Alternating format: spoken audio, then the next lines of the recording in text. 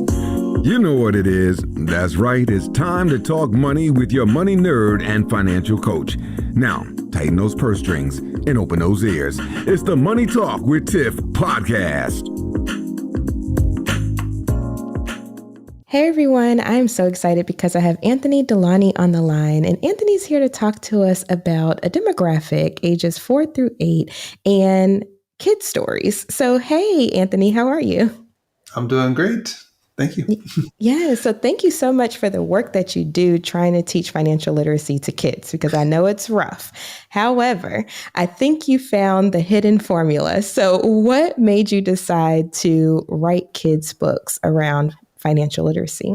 Well, I would say I hope I found the hidden formula. I think we're all trying to figure out the hidden formula when it comes to kids. But I've been a financial planner for about 20 years, and I've worked with families pretty much that entire time. So I've seen a lot. And I currently have a 15-year-old and a 13-year-old. So I've gotten to see it as a professional and also as a parent. And what I've discovered is that, yes, the age-old question always, how do I talk to my kids about this and so forth? And what I found is that it's really hard to talk to kids about money because kids don't make money and they don't necessarily understand it because they don't have any value associated with it. So really the best way for kids to learn about money or money matters is through experiences themselves. So I've discovered that one of the best ways to kind of introduce those lessons is through books or children's picture books specifically.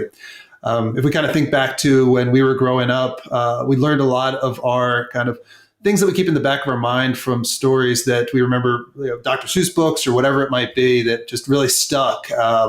And what I found is that when it came to writing kids' books, rather than having adults tell children what to do or have a lesson that's really obvious inside of a book, what we want to do is give an experience inside of a kid's picture book where maybe siblings are experiencing something or friends are experiencing something.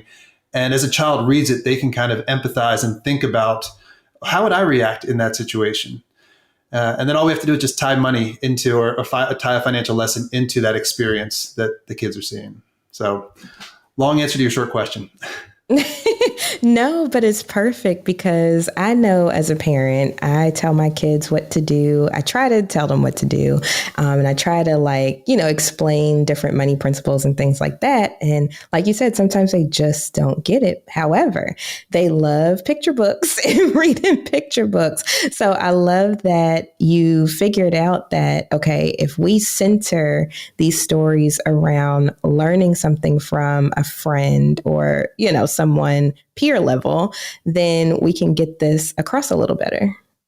So just as an example, the first book that I wrote, actually with the help of my daughter, she's one of those kids that just doesn't go to sleep at night. And I would write these stories during the evening hours. So she came down and we decided to write a children's picture book together. And we used a principle from back in the day called the marshmallow study. I'm not sure if your listeners are familiar with it, but the idea is in this book's called Dash and Nikki and the Jelly Bean Game. And what happens in the book is a brother and sister wake up one morning and they find a letter waiting for them and invites them to play the Jelly Bean Game.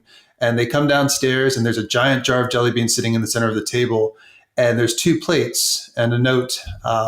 And basically the way the game works is they each get 10 jelly beans to start off the day. And for every hour that they can resist, 5 or that 10 more jelly beans stay on that plate, that they get 5 more. So in this case, the brother is very competitive and likes to win. So he says he covers up his jelly beans so he doesn't see them and just lets them sit. And as each hour passes, 5 more and 5 more, and his pile continues to grow. Whereas his sister is a little bit more impulsive and after about 2 minutes decides to eat her jelly beans right away. So in the story, the parents are there in the beginning, but after that, we don't really see the parents throughout the day. All we see are these plates where one child sees their pile growing and the other child doesn't, just has an empty plate there. And if that was the story by itself, it would be a terrible story. But we can already, for the parents out there, we can already kind of see the financial lessons being incorporated where delayed gratification, if you set aside your money and allow your investments to grow, they'll get bigger for you. Putting a plate on top of the jelly beans to hide your money, not putting it in some place where it's easily accessible. So there's lots of little little hidden messages that are in the mix. But the other important part is if you do allow the emotion of, oh, the money's there, I can take it and eat it right now, or in this case, jelly beans, eat them right now. And the aftermath cannot be necessarily what you want to see. Now, there is a twist in the story where later in the day, Dash, the older brother, decides to help out his little sister, and he lends her 10 jelly beans and asks her at the end to give 12 back. So he's there to support. He's being charitable. So there's lots of different components that we can bring in where in the end, both of them win. Both of them actually, she may have had a little bit of struggle starting off, but working together, they were able to both succeed in the game. So it's a brother-sister component. It's just a lot of simple lessons that aren't about the specifics about money. It's not about trading or investing or the things that are a bit more complicated that we don't really want to introduce those concepts until kids get into maybe middle or high school. But for those elementary school years, those initial years, we just want to introduce those foundational principles to kids. So when money does come into the mix, they're prepared. I love it. I love it. And I also love that little hidden message too, where, he's getting interest on that money. Yes, exactly. It grows for you. It works for you.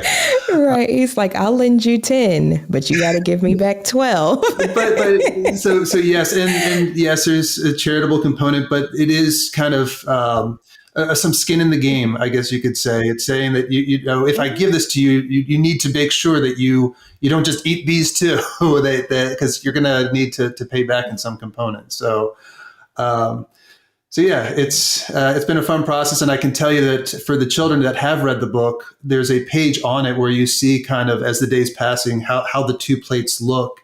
And that page seems to really resonate with kids because they just can imagine how they're feeling as one pile is growing and the other one's empty. And they're trying to imagine where they would be in that position. So fun stuff. Yes.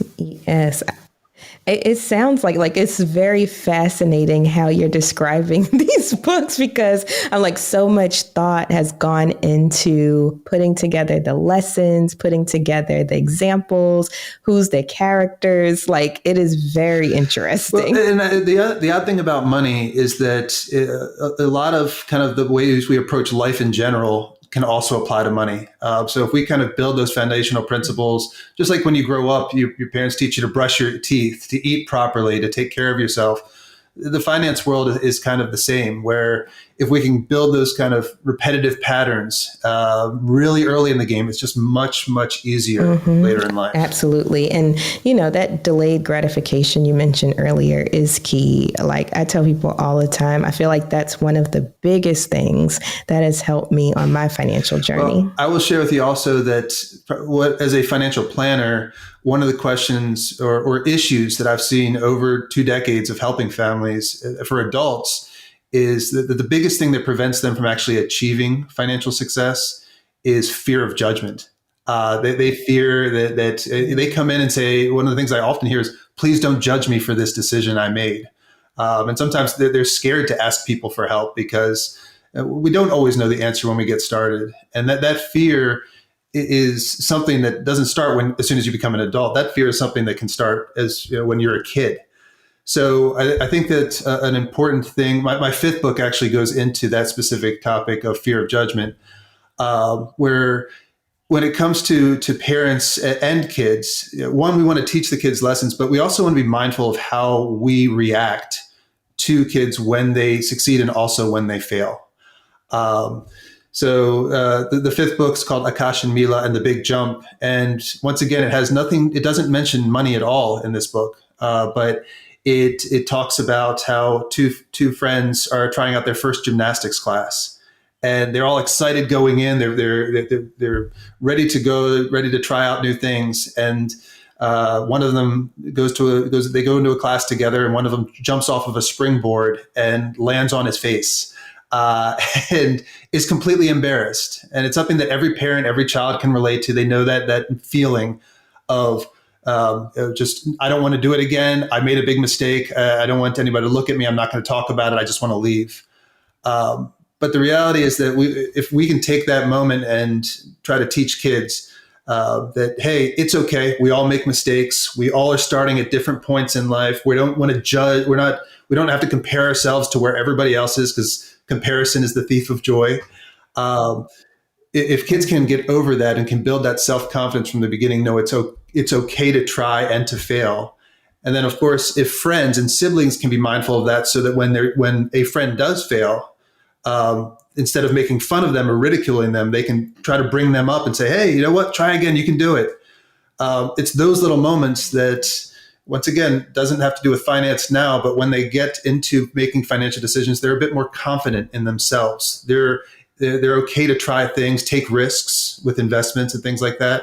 But also, if they don't understand something, they know it's okay to ask for help and not feel that they're a lesser person if they do ask for help, because there's a reason financial planners and so forth exist out there. Yes, yes. And I love that you said that. That is one thing that I have been reflecting on as a parent, is watching my reactions to things, because I have to realize that this is a little person. It's not a big person. So the life experience and the stuff that I've learned, they haven't learned yet. And so just being more understanding of that fact. So I'm glad that you brought that up. That's confirmation for me. I don't know about any of the other listeners. Yeah, we're all, I'm there right there too. We all wish we could be that perfect parent or whatever it might be, but we all have our moments where we're looking at the bills and getting frustrated, or other things can seep into our lives. But it's not so much what we tell our kids; it's how we react to scenarios that they are seeing. Yeah. This is how I should or should not react. So it's hard, but that's probably the biggest lesson that we can really pass on, rather than saying something to a child. Show them how we react in certain situations and not ridicule them when they make mistakes. I love that. And I feel like that is the perfect mic drop to end this episode. So thank you so much, Anthony, for coming on. Now, if people were interested in learning more about the books, purchasing the books, or following you, how could they find you? Sure. All the books are under a series. It is called the Owning the Dash series, OWNING. The DASH. And the concept behind that is, on your tombstone, you have your birth date and your death date, and you have the dash in between. So the idea of taking ownership of your life. And there's a long story behind that, not enough time for this podcast, but if individuals want to learn more or see the other books, they're all available at owningthedash.com. I love that. What you just said. You are just so full of wisdom. Owning the Dash. Okay. Noted. But thank you so much, Anthony, for sharing this information with us, dropping so many gems in such a short amount of time. I truly appreciate it. And the listeners, I will have all of these links in the show notes. So if you didn't catch that, definitely check out the show notes. It's there. Thank you again, Anthony. And I hope you have a wonderful rest of your day. Thank you so much for having me. Bye. Thank you for listening, joining, and being a part of the Money Talk with Tiff podcast this week.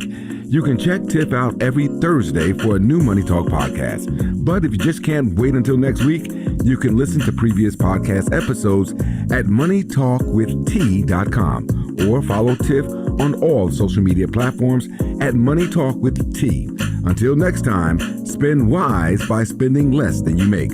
A word to the money wise is always sufficient.